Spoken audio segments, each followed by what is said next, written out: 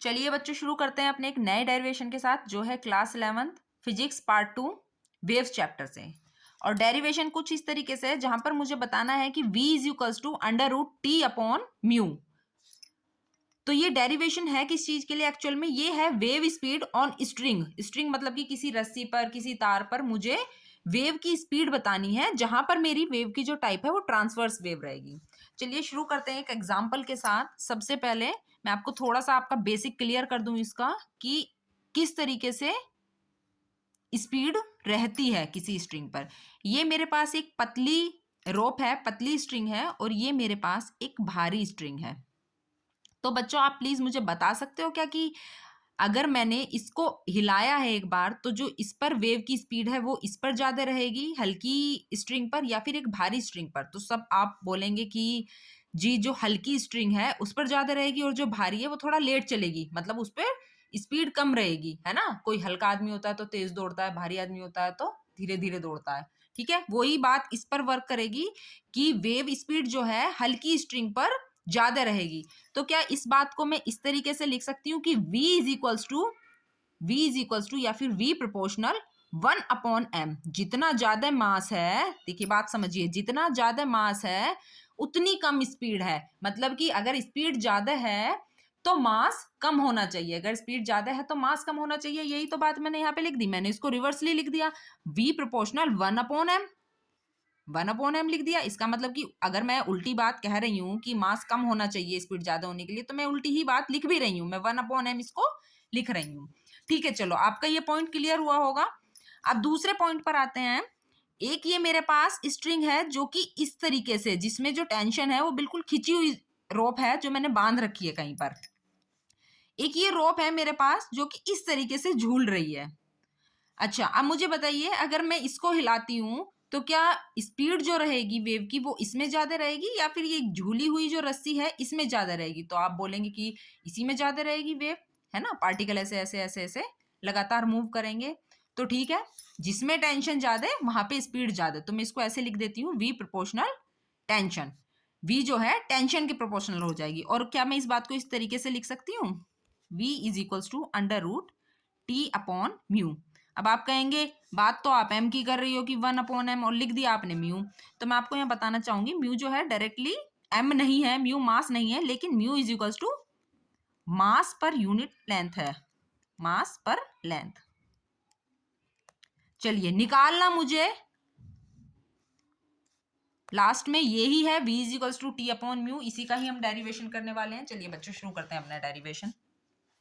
देखिए ये मेरे पास एक रस्सी है, ये जो है इस तरीके से मूव कर रही है। वेव जो है इस तरीके से जा रही है, वेव तो सीधी जा रही है लेकिन पार्टिकल जो है इस तरीके से मूव कर रहे हैं। आपको मैं एक एग्जांपल दूंगी, आपको लगेगा कि ये आगे की तरफ बढ़ रहे हैं। आप कोई कुछ भी स्टिकर लीजिए और वे इस पर अपनी स्ट्रिंग पर यहाँ पर लगा दीजिए। ठीक है, इस पॉइंट पर आप अपनी स्ट्रिंग पर कोई भी स्टिकर लगा दीजिए और अब आप इस अपनी स्ट्रिंग को हिलाइए एक बार, तो वो ऊपर नीचे देखिए इस तरीके से मूव करेगा। ऐसा नहीं है कि यहाँ पे जहां पे स्टिकर लगाइए लास्ट में पहुंच जाएगा, ऐसा नहीं होगा। ये पार्टिकल्स यहीं पर मूव करेंगे। जो आपकी वेव है वो ऐसे निकल गई, ऐसे ऐसे निकल गई वो, लेकिन पार्टिकल्स यहीं पर ही मूव करेंगे। चलिए तो हम स्पीड निकालते हैं अपने एक छोटे से पोर्शन के लिए, चाहे मैं यहाँ के लिए निकालूं, चाहे मैं यहाँ के लिए निकालूं, चाहे मैं यहाँ के लिए निकालूं, जिसकी लेंथ रहेगी dl। अगर मैं इस छोटे से पोर्शन को थोड़ा बड़ा करके इसका ऐसे डायग्राम बना लूं ताकि आपको भी आसानी रहे, चलिए ऐसे बना लेते हैं हम। ये जो है ना ये छोटा सा पार्ट, ये छोटा सा पार्ट मैंने यहाँ ये बड़ा करके बना लिया। ठीक है, शुरू करते हैं। ये एंगल थीटा यहाँ पर, ये एंगल थीटा, और इसकी जो लेंथ है इसकी लेंथ रहेगी एक छोटे से, जबकि छोटा सा है, छोटी सी लेंथ ली है तो छोटी सी लेंथ को हम लिख देते हैं dl है, आपको पता ही होगा। dl ये मैंने लिख दी यहाँ पर, ये बन गया है यहाँ पर, ये t रहेगी इसमें टेंशन, यहाँ पर ये हो जाएगा t कोस थीटा, ये इस तरीके से देखिए यहाँ t कोस थीटा हो जाएगा, और ये नीचे की तरफ हो जाएगा t साइन थीटा। ये लीजिए t साइन थीटा। अच्छा, अब ये आपको लग रहा होगा ये आर्क की तरह है, आर्क की तरह है। जब ये आर्क की तरह रोटेशनल मूव करेगा, जब ये एक आर्क की तरह रोटेशनल मूव करेगा तो इस पर कौन सा फोर्स लगेगा? सभी जानते हैं कोई भी चीज अगर एंगुलर रूप में एंगुलर एक्सेलरेशन के साथ मूव कर रही है तो उसको सेंट्रीपिटल फोर्स की जरूरत पड़ती है। चलिए आ जाते हैं सेंट्रीपिटल फोर्स पे अपने पे, जो कि होता है Fc इज इक्वल्स टू, ये देखिए ये इस तरीके से मूव करेगी तो ये सेंटर की तरफ जाएगी, जहां पर वर्क कर रहे हैं टी साइन थीटा, तो हमारे लिए टी कोस थीटा की यहाँ पर कोई जरूरत नहीं रहेगी, ये दोनों कट गए आपस में। टी साइन थीटा है तो ये हो जाएगा T2 sine theta, T2 Fc is equals to T2 sine theta. अच्छा, अब मैं अगर आपको बताऊं कि हम बहुत छोटी सी लेंथ डीएल के बारे में बात कर रहे हैं, तो जो एंगल होगा बहुत ही छोटा सा बनेगा, बिल्कुल माइनर एंगल बनेगा, जहां पर ये पॉइंट इसमें याद रखना है बच्चों, ये पॉइंट हमें इस डेरिवेशन के लिए स्पेशली याद रखना है कि यहाँ पर साइन जो है वो हम इग्नोर करेंगे, नेग्लेक्ट करेंगे, तो हम Fc is equals to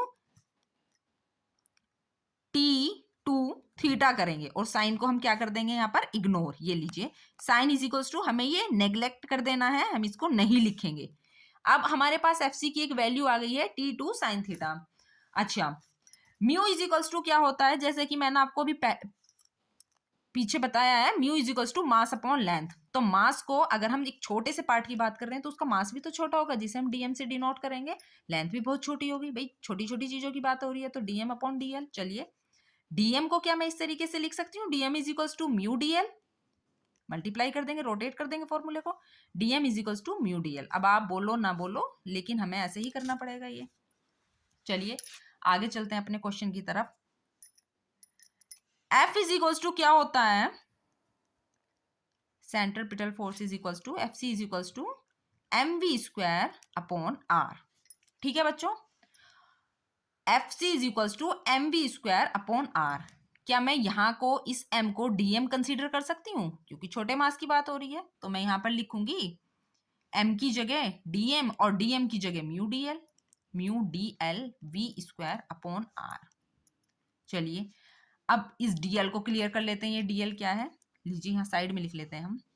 dl is equals to, dl क्या होता है, dl किसी आर्क के लिए क्या होता है बच्चों, रेडियस इंटू 2 थीटा, थीटा होता है 2 है यहाँ पर, तो r is equal r into 2 theta. चलिए लिख देते हैं यहाँ पर mu r 2 theta v square upon r square. ये Fc की वैल्यू आ गई। एक और Fc था हमारे पास जो कि हम पीछे करके आए हैं, Fc is equals to T2 theta, यहाँ पर लिख देते हैं इसके इक्विवेलेंट T2 थीटा। चलिए देखते हैं क्या हुआ अब इसमें, r से r गया, 2 से 2 गया, थीटा से थीटा गया, ये हो गया T is equals to mu v square. मैं इसको रोटेट कर सकती हूँ बच्चों फॉर्मूले को, v square is equals to T upon mu, या फिर मैं इसको ऐसे लिख दूं v is equals to under root T upon mu. यही मेरा डेरिवेशन था, यही मुझे यहाँ पर ड्राइव करके लाना था, v is equals to under root T upon mu. ये देखिए। चलिए बच्चों, अगर आपको मेरी वीडियो अच्छी लगी है और समझ में आया है तो प्लीज चैनल को सब्सक्राइब कर दीजिएगा। Thank you so much.